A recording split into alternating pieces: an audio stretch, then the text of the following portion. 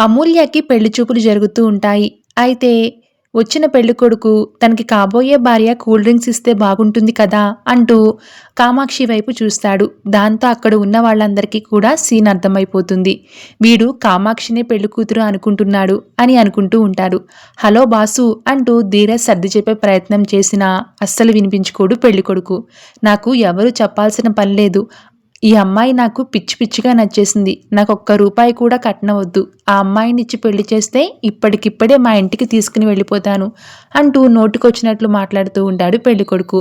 ఇంతలో భాగ్యం కల్పించుకుని పెళ్ళైన అమ్మాయిని పట్టుకుని పెళ్లి చేసుకుంటానంటావేంటి? నీకిదేం పోయే కాలం అని తిడుతూ ఉంటుంది. ఏంటి పెళ్ళైపోయిందా అంటూ తింగరమొహం వేస్తాడు పెళ్ళికొడుకు. అదేంటి పెళ్ళైన అమ్మాయిని మరి పెళ్లి చూపుల్లో కూర్చోబెట్టడం ఏంటి అని అంటూ ఉంటాడు.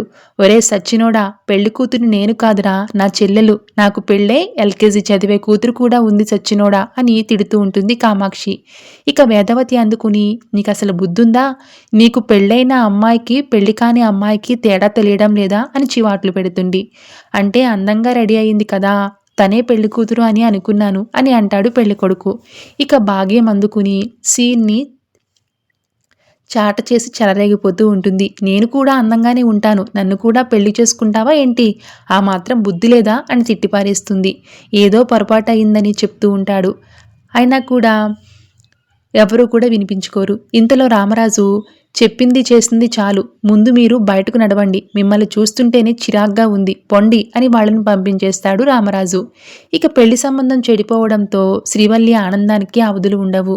మొదటి పెళ్లి చూపులు ఇలా తగలడి చచ్చాయేంటి అని వేదవతి నసుకుతూ అక్కడి నుంచి వెళ్ళిపోతుంది.